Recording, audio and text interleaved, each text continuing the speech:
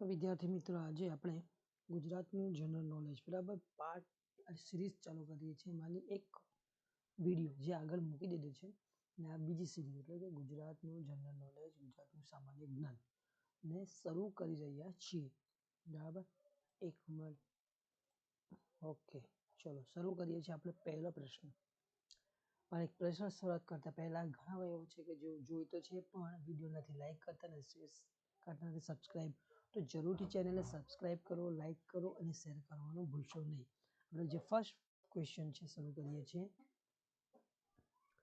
ગુજરાતના વિસ્તાર એટલે ગુજરાતના વિસ્તારમાં સૌથી મોટો જિલ્લો કયો ગુજરાતના જે જિલ્લાઓ છે કેટલા જિલ્લાઓ છે તમારે કમેન્ટ કરવાનો છે વિડીયો સિરીઝ 1 માં આપણે મૂકેલો છે ગુજરાતના વિસ્તારમાં સૌથી મોટો જિલ્લો કયો છે બરાબર તો કયો છે એ આપણે જાણવાનો છે તમારે કમેન્ટ કરવાનો છે મેં તમને આગળ સિરીઝમાં કેટલા જિલ્લા થયા એનો આખો ઇતિહાસ તમને ફર્સ્ટ વિડીયોમાં મૂકેલો છે બરાબર તો જોઈએ કે એ છે સૌથી મોટો જિલ્લો કચ્છ એની કેટલો છે તો 45,652 સોરી 6 અહીંયા નહીં પણ ચોરસ કિમીનો જેટલો વિસ્તાર ધરાવે છે એમાં પણ બે રણ છે કચ્છનું નાનું રણ અને મોટું રણ બરાબર હમણાં રણોત્સવ ચાલી રહ્યો છે એટલે ખાસ ધ્યાન રાખો ત્યાર બીજું પ્રશ્નની વાત કરીએ તો ગુજરાતમાં વસ્તીમાં સૌથી મોટો જિલ્લો જે વસ્તીની દ્રષ્ટિએ સૌથી મોટો છે એ જિલ્લો કયો છે આ પૂછાયેલો ચૂકેલો પ્રશ્ન છે તેનો જવાબ હશે અમદાવાદ ત્યાર પછી વાત કરીએ ગુજરાતનો સૌથી મોટો પુલ કયો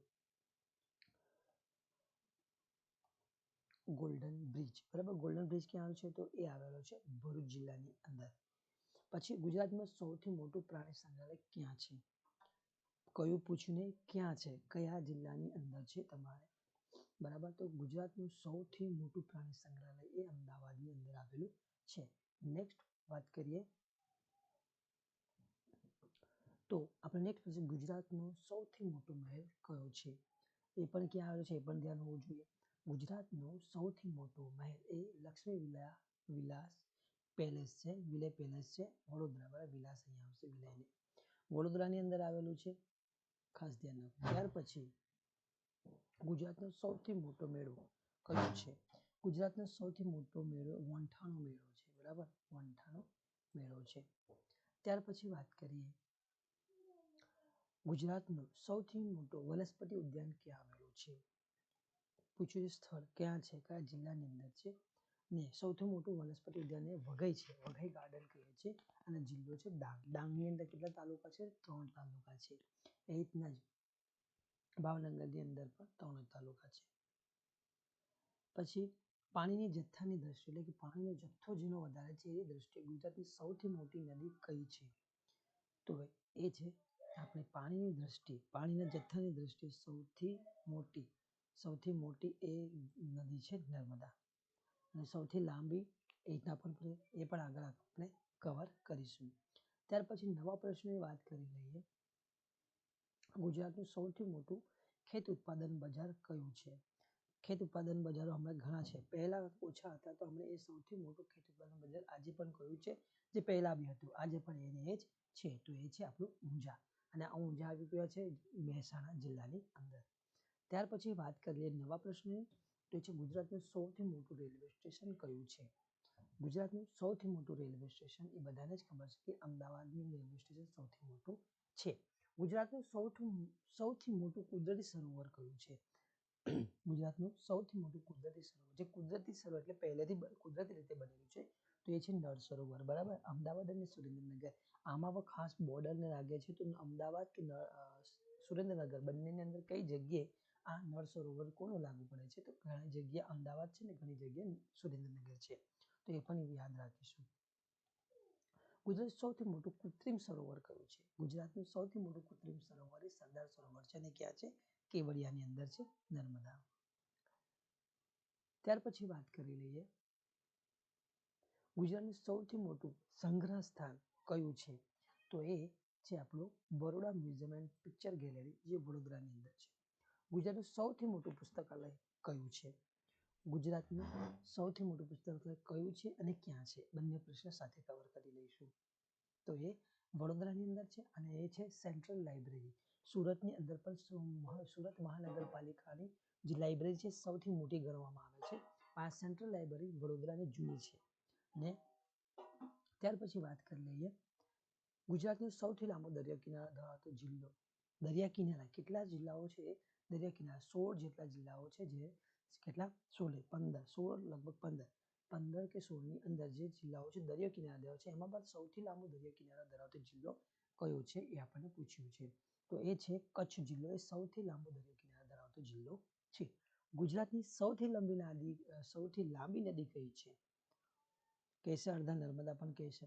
આપણને ખબર છે એ જવાબ ખોટો છે. ગુજરાતની સૌથી લાંબી નદી એ સાબરમતી છે. તાપી નથી, નર્મદા નથી, સાબરમતી નદી એ સૌથી લાંબી નદી છે. એ પણ પછી કહીશું. ત્યાર પછીની વાત કરી લઈએ તો એ ગુજરાતનો સૌથી ઊંચો પર્વત કયો છે? ગુજરાતની અંદર એ ગુજરાતનો સૌથી ઊંચો પર્વત કયો છે? તો એ છે પર્વત છે આપણો ગિરનાર, જે જુનાગઢની અંદર આવેલો છે, જુનાગઢ જિલ્લાનો. ત્યાર પછી વાત કરી લઈએ તો ગુજરાતનું સૌથી ઊંચું પર્વત શિખર કયું છે? ગુજરાતનું સૌથી ઊંચું પર્વત શિખર એ ગોરખનાથ શિખર છે. નેક્સ્ટ પ્રશ્નની વાત કરીએ, ગુજરાતના સૌથી વધુ મંદિરો ક્યાં આવેલા છે? ગુજરાતના સૌથી વધુ મંદિરો એ પણ કયા ધર્મના છે? જૈન ધર્મના છે. અને ક્યાં આવે છે? પાલિતાણાની અંદર આવે છે. 863 જેટલા જૈન મંદિરો છે જે અહીંયા આવેલા છે અને સૌથી વધુ મંદિરો ધરાવે છે પાલિતાણા. ત્યાર પછી વાત કરી લઈએ તો ગુજરાતનું સૌથી મોટું નાટ્યગૃહ કયું છે? સૌથી મોટું નાટ્યગૃહ જે નાટ્ય અને વિડીયો શૂટ થતા હોય છે તો એ છે આપણું રાજકોટની અંદર છે હેમુ ગઢવી નાટ્યગૃહ. એ ગુજરાતનું સૌથી મોટું નાટ્યગૃહ ગણવામાં આવે છે. ત્યાર પછી પ્રશ્નની વાત કરી લઈએ, ગુજરાતની સૌથી મોટી મસ્જિદ કઈ છે? ગુજરાતની સૌથી મોટી મસ્જિદ કઈ છે ને ક્યાં છે? ગુજરાતની સૌથી મોટી મસ્જિદ જુમા મસ્જિદ છે અને એ ક્યાં આવેલી છે? અમદાવાદની અંદર આવેલી છે. તો એ પણ ધ્યાન રાખીશું. અમદાવાદને આપણે શું કહીએ છીએ? હેરિટેજ સિટી તરીકે પણ એને સ્થાન મળેલું છે. ગુજરાતનું સૌથી મોટું પક્ષીગૃહ કયું છે? આ પક્ષીગૃહ કયું છે? તો એ પક્ષીગૃહની વાત કરીએ તો એ છે Indroda natural education park Gandhinagar. હવે આની અંદર બીજું પણ એ છે કે આ છે Indroda natural education park Gandhinagar એ અભ્યાસ માટે એજ્યુકેશન માટે પક્ષીઓનું એજ્યુકેશન લગતા અભ્યાસ માટે એકમાત્ર ગુજરાત રાજ્યનું સેન્ટર પણ ગણવામાં આવે છે. પછી છે ગુજરાતનું સૌથી મોટું ક્રિકેટ સ્ટેડિયમ ક્યાં આવેલું છે? ગુજરાતનું સૌથી મોટું ક્રિકેટ સ્ટેડિયમ એ અમદાવાદની અંદર જ છે અને એ નરેન્દ્ર મોદી સ્ટેડિયમ એ અમદાવાદ છે. ગુજરાતનું ભારતનું સૌથી મોટું સ્ટેડિયમ ગણવામાં આવે છે. ત્યાર પછી વાત કરી લઈએ નેક્સ્ટ પ્રશ્નની, ગુજરાતનું સૌથી મોટું સ્ટેચ્યુ કયું છે? ગુજરાતનું સૌથી મોટું statue A statue of unity, બરાબર, 182 મીટર અને કેવડિયામાં છે, નર્મદા જિલ્લો અને ગુજરાત રાજ્ય. બરાબર, સ્ટેચ્યુને લઈને બધા સ્ટેચ્યુ જેટલા ભારતમાં સ્ટેચ્યુ બન્યા છે ગુજરાતમાં એને આપણે લઈને એક વિડીયો જરૂરથી લઈને આવીશું. જો આપણને વિડીયો ગમી રહ્યો હોય તો લાઈક કરવાનું છે, શેર કરવાનું છે. જો નવા હો તો તમારે સબસ્ક્રાઈબ કરી બેલ આઇકોન ઓન પણ કરવાનું છે જેથી કરીને તમને નવા નોટિફિકેશન મળે. ખાસ વિદ્યાર્થીઓને અપીલ છે. ચલો નેક્સ્ટ પ્રશ્નની વાત કરી લઈએ તો એ છે ગુજરાતના પ્રથમ રાજ્યપાલ કોણ? વધારે છે રાજ્યપાલ કોણ હતા, એટલે કે પ્રથમ રાજ્યપાલ ગુજરાતના કોણ બન્યા હતા? તો આ બધાને જ ખબર હશે, મહેન્દી લાલ જંગ એ ગુજરાતના પ્રથમ રાજ્યપાલ હતા 1960ની અંદર. બરાબર, પછી છે ગુજરાતના વર્તમાન કોણ રાજ્યપાલ છે, એટલે કે વર્તમાનમાં હમણાં કોણ રાજ્યપાલ છે? આ બધાને આવડવું જોઈએ. આચાર્ય દેવવ્રત કેટલા સમયથી ગુજરાતના રાજ્યપાલ રહ્યા છે. ત્યાર પછી છે ગુજરાતની વિધાનસભાના પ્રથમ અધ્યક્ષ કોણ છે? કલ્યાણજી મહેતા એ ગુજરાત વિધાનસભાના પ્રથમ અધ્યક્ષ હતા. પછી ગુજરાતના પ્રથમ મહિલા રાજ્યપાલ કોણ હતા? ગુજરાતના પ્રથમ મહિલા રાજ્યપાલ શારદા મુખર્જી હતા. જે પ્રથમ એટલે કે ગુજરાતમાં જે પ્રથમ મહિલા રાજ્યપાલ બન્યા હતા એ હતા શારદા મુખર્જી. તો ત્યાર પછી નવા ક્વેશ્ચનની વાત કરી લઈએ તો ગુજરાતના પ્રથમ મહિલા મુખ્યમંત્રી, આ તો બધાને જ ખબર હશે, જે હાલ યુપીના ગવર્નર તરીકે પણ ફરજ બજાવી રહ્યા છે. કોણ છે? આનંદીબેન પટેલ. એ છે ગુજરાતના પ્રથમ મુખ્યમંત્રી હતા, મહિલા મુખ્યમંત્રી હતા અને સાથે જ એ યુપીના હમણાં હાલ ક્યાં છે યુપીના ગવર્નર તરીકે પણ ફરજ બજાવી રહ્યા છે. ત્યાર પછી વાત કરી લઈએ ગુજરાત વિધાનસભાનું સત્ર ક્યારે ભરાયું, એટલે કે ગુજરાત વિધાનસભા એટલે ગુજરાત રાજ્ય બન્યું 1 મે 1960 બરાબર. 1 મે 1960માં જ્યારે બન્યું ત્યારે વિધાનસભાનું જે પ્રથમ સત્ર હતું અમદાવાદમાં ભરાયું હતું સિવિલ હોસ્પિટલની અંદર બરાબર. પણ એ પ્રથમ સત્રનું ક્યારે ભરાયું હતું એની વાત છે.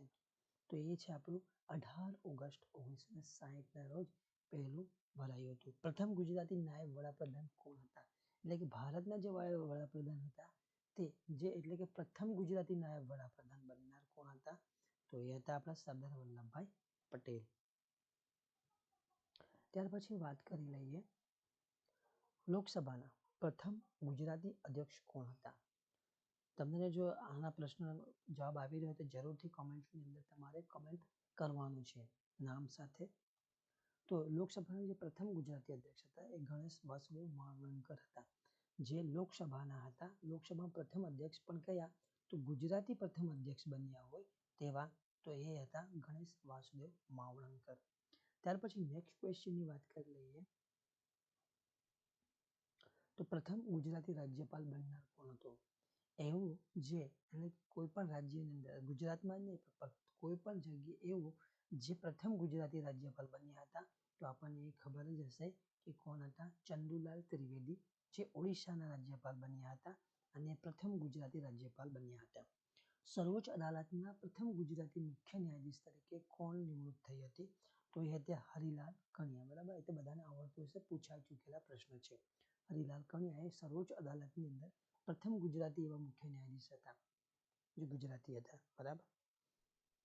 ગુજરાતમાં પંચાયતી રાજનો કાયદો કયા મુખ્યમંત્રીના સમયમાં અમલમાં આવ્યો હતો, તો આપણને યાદ હોવું જોઈએ કે ક્યારે અમલમાં આવ્યો હતો, ડૉક્ટર જીવરાજ મહેતા બરાબર. તો એ 1960ની અંદર ગુજરાત રાજ્ય બન્યું પછી જીવરાજ મહેતા હતા ત્યારે 1961 બરાબર. 1961ની અંદર ગુજરાતી રાજને અમલમાં લેવામાં આવ્યું.